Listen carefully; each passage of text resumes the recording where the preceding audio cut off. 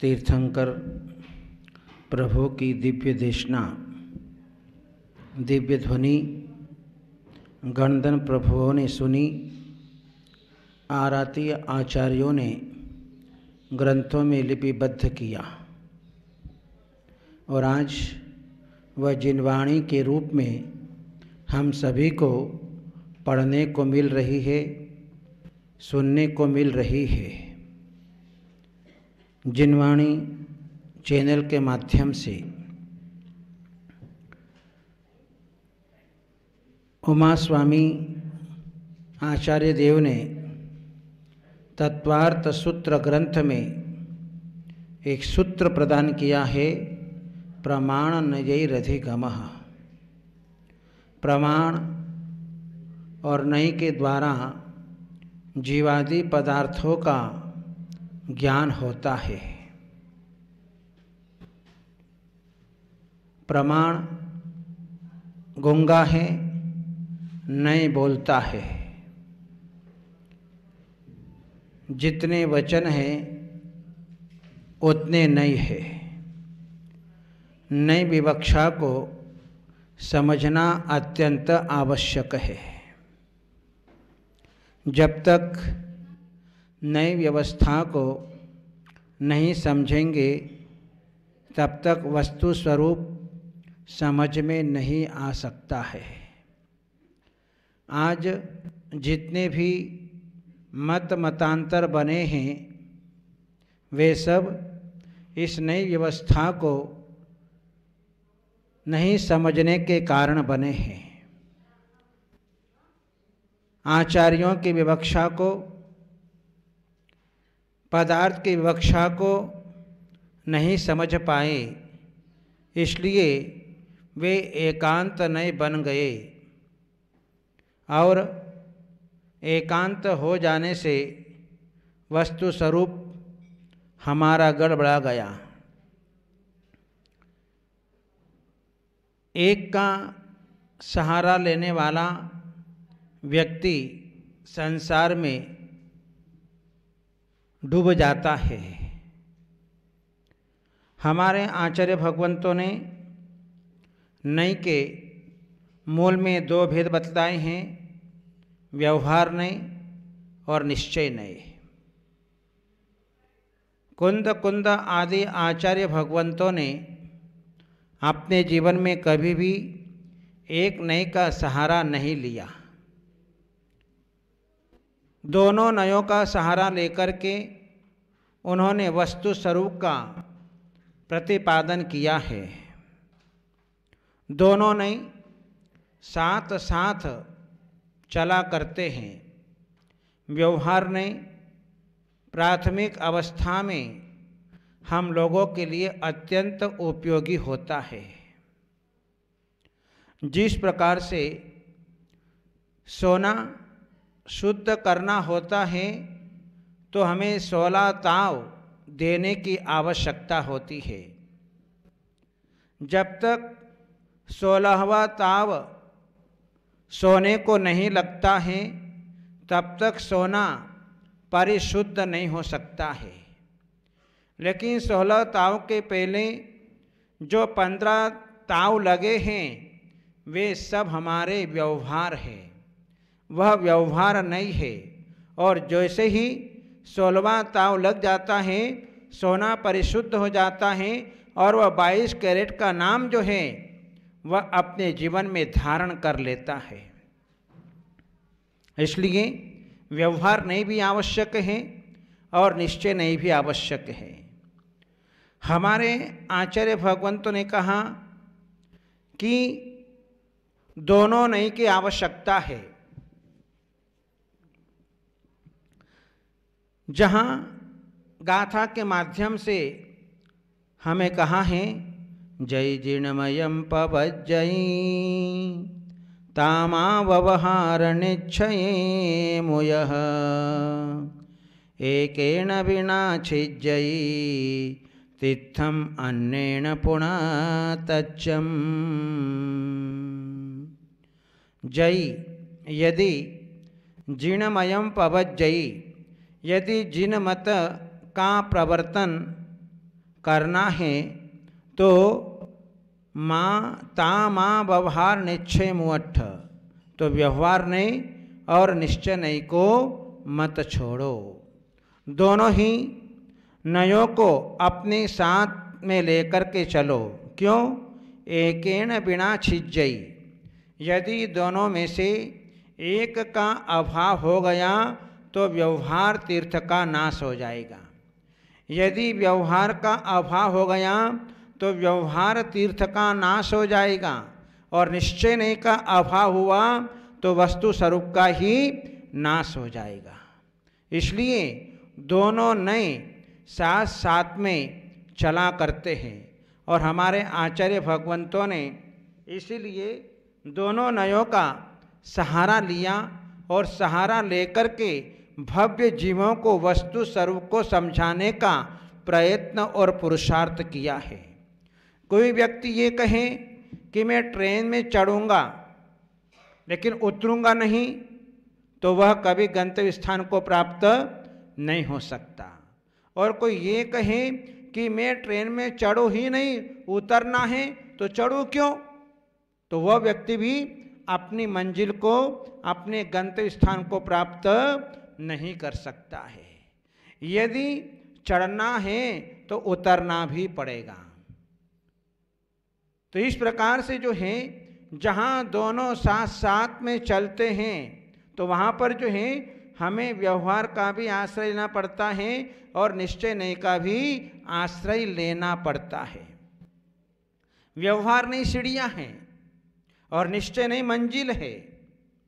यदि हम सीढ़ियों पर पैर रखेंगे तो मंजिल को प्राप्त कर सकते हैं। अब हम सीढ़ियों के ऊपर पैर रखें नहीं और कहें कि हमको मंजिल मिल जाए, ये कदापि संभव नहीं हो सकता है। हम जैसे जैसे आगे बढ़ते चले जाएंगे, सीढ़ियाँ अपने आप छूटती चली जाएगी और जो है हम अपनी मंजिल को प्राप्त कर लेंगे। एक तो सामान्य हलवा होता है और एक विशिष्ट हलवा होता है। सामान्य हलवा तो जिसमें केवल मात्र चीनी मिला दी, घी मिला दिया और जो है हलवा बना लिया, और एक जो है विशिष्ट, जिसको हम कहते हैं शक्तिवर्धक, जिस हलवे को बनाने में जहाँ अच्छी अच्छी बादामें डाली जाती हैं, अच्छी अच्छी किशमिश मुनक्का डाली जाती हैं, अच्छी अच्छी इलायची डाली जाती हैं, तब जाकर के जो है वह विशिष्ट हलवा बन पाता है। तो माँ ने अच्छा हलवा बनाया और कोई थोड़ा सा हलवा नहीं बनाया, क्योंकि घर के अंदर 7 बेटे थे, उन 7 बेटे की बहुएं थी, उनके बेटे बेटियां थी, इसलिए कढ़ाई भर के हलवा बनाया। नहीं तो कंजूस आदमी होवे तो थोड़ा थोड़ा सा बना करके रख देता है, लेकिन माँ ने उदारता के साथ में हलवा बनाया, और हलवा बना करके जो है माँ जो है वह उस हलवे को प्लेटों के अंदर फूल भर करके रख दिया और साथ में चम्मचें रख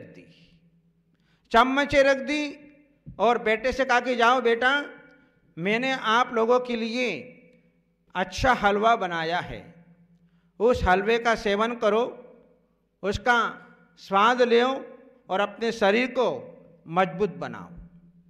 आज तो हलवा खा नहीं सकते, हलवा खाने जाए तो चीनी बढ़ जाए, मन में टेंशन, फिर दवाइयाँ खाओ, इंसुलिन ले, लेकिन पहले के लोग जो हैं हलवे को पचा लेते थे, लड्डू को पचा लेते थे,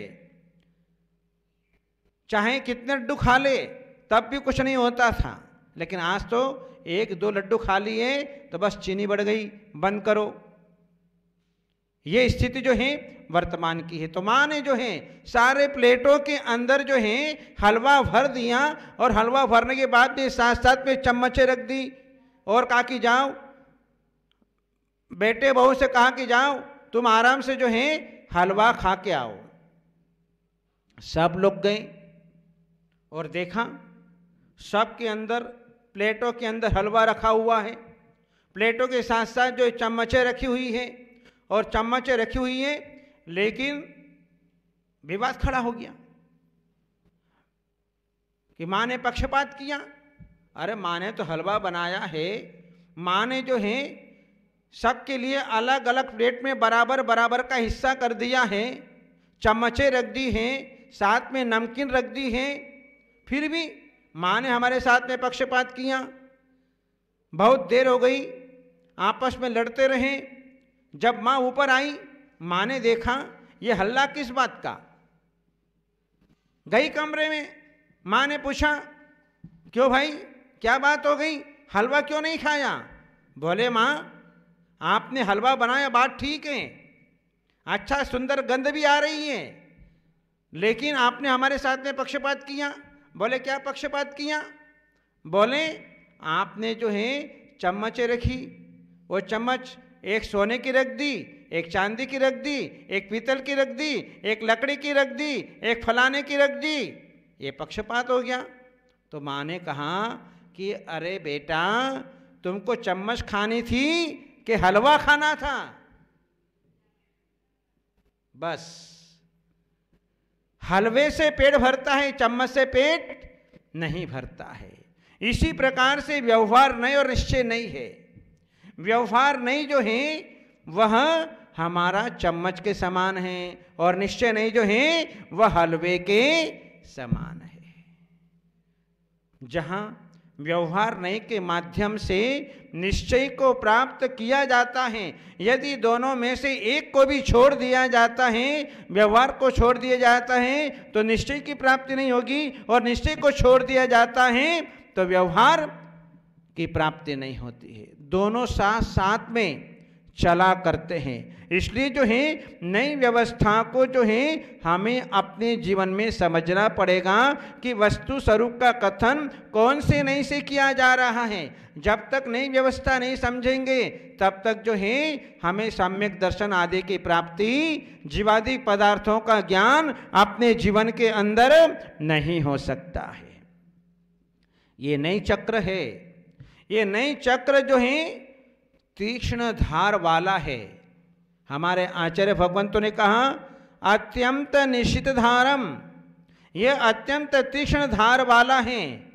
जिसको चलाना आ गया उसका बेड़ा पार, और जिसको चलाना नहीं आया वो अपने हाथ पैर काट लेगा। इसी प्रकार से ये नई चक्र है, ये नयों का समूह है। यदि नई के समूह को यदि हमने अच्छी तरह से समझ लिया तो जीवन में कल्याण हो गया, और यदि नई व्यवस्था को नहीं समझा तो हम अपने द्वारा ही संसार में भटक जाएंगे। इसलिए चक्र व्यूह में प्रवेश करना सरल काम है, लेकिन चक्र व्यूह के बीच में से बाहर निकलना बहुत कठिन काम है। जहां अर्जुन जो है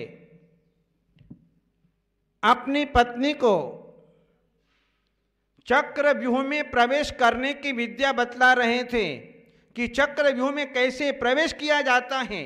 जिस समय कथा सुना रहे थे उस समय पत्नी जो है जाग रही थी, और उसके गर्भ में जो संतान थी उस संतान ने भी अच्छी तरह से जान लिया कि चक्र व्यूह में कैसे प्रवेश किया जाए।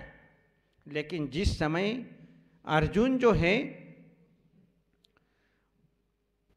चक्र व्यूह में से निकलने की बात कर रहे थे उस समय पत्नी को नींद आ गई भैंस पानी में। जहां नींद आ जाती है तो वहां पर सब कुछ चला जाता है। जो मेन मार्के की बात थी वह पत्नी सुन नहीं पाई, और पत्नी सो गई तो बेटा भी सो गया। अब उसको जो है चक्रव्यूह में से निकलने के संस्कार जीवन में नहीं मिले।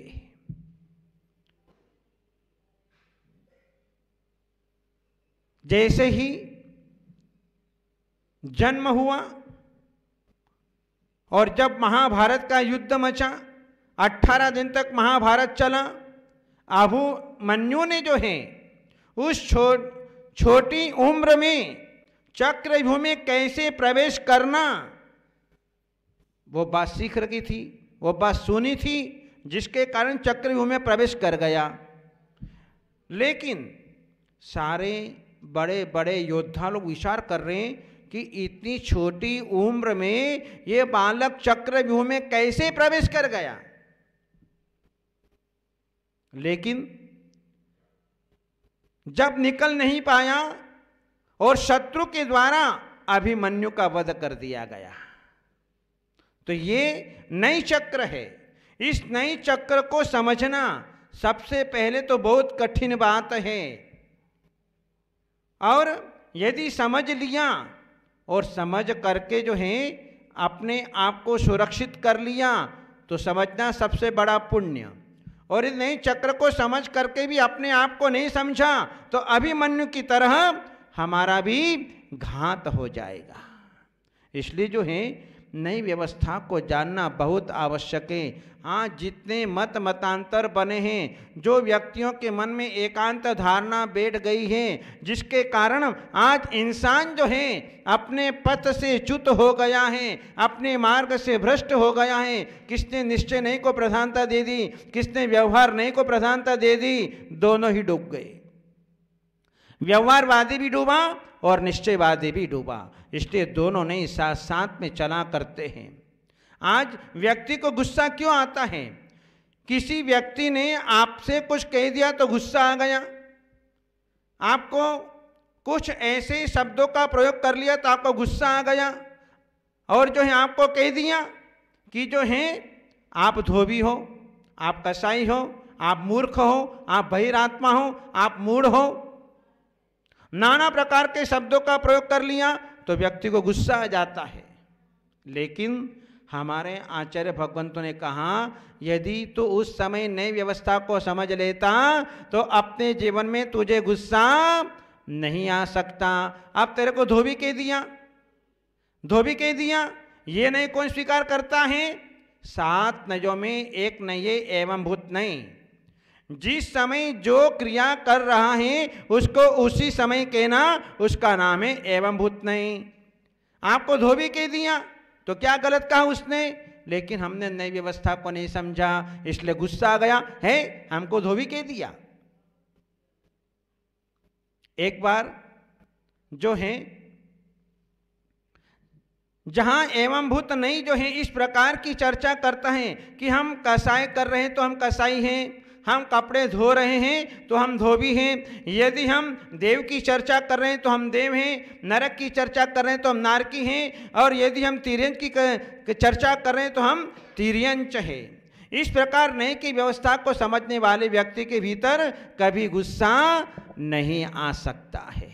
तो इस प्रकार से जो है ये नई व्यवस्था को हमें अपने जीवन में समझना पड़ेगा, तो हम अपने जीवन में गुस्से से बच सकते हैं। यही जिन शासन हमारा बहुत बड़ा उपकार करने वाला शासन होता है, क्योंकि नई की व्यवस्था हमारे जिन शासन में ही वह बतलाई है। व्यवहार ने, निश्चय ने, ऐसे बहुत सारे नयों की व्यवस्थाएं हमें बतलाई हैं, जिसको प्राप्त करके हम अपने जीवन में कल्याण कर सकते हैं। इन्हीं मंगल भावनाओं के साथ बोलिए गुरुदेव आचार्य श्री अजीत सागर जी महाराज की।